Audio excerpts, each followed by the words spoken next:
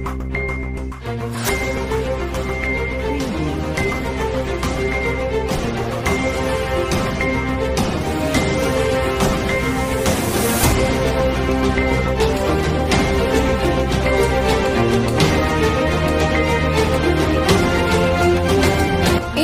News, बातमी जनकल्याणाची। आणि मी आपल्याला जाहीर आवाहन करतो, श्रद्धेय बाळासाहेबजी आंबेडकर यांची सभा आपण बघितली आहे। 30-40 हजार इतका जनसमुदाय त्या ठिकाणी हिंगोलीमध्ये होता। आणि आपण मुख्यमंत्र्याची सभा बघितली, अर्धे खुर्च्या खाली, जास्तीत जास्त 5-7 हजार लोकही नव्हते। काल गडकरी साहेबांची सभा झाली, त्यांच्या सभेला सुद्धा पूर्ण खुर्च्या खाली होत्या। उबाटाची त्या ठिकाणी सभा झाली किनवटमध्ये, त्या ठिकाणी 200 सुद्धा माणसं नव्हते।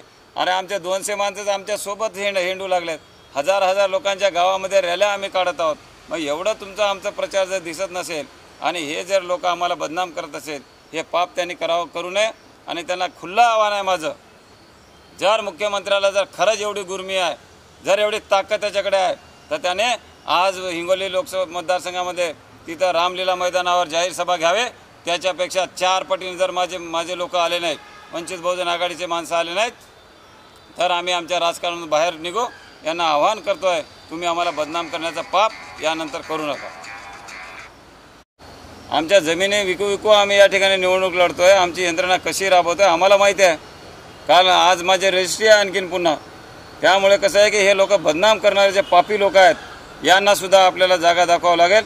कारण गरीब लोकांना बदनाम करण्याचं षडयंत्र आज नाही झालं आहे, फार पूर्वीपासून हे चालू आहे। तांड्यातलं असेल, वाडीतलं असेल, दलिताचं असेल, मुस्लिमाचं असेल, या लोकांना फक्त पैशाचा आमिष दाखवायचं आणि बदनाम करायचं, हे पाप त्यांनी करू नये। माझी हात जोडून विनंती आहे, तांड्यामध्ये जा, गावामध्ये जा आणि मग ठरवा की ताकद कोणाची जास्त आहे आणि काय आहे ते। नवनवीन बातम्या जाणून घेण्यासाठी ATV न्यूजला लाईक, सबस्क्राईब करायला विसरू नका।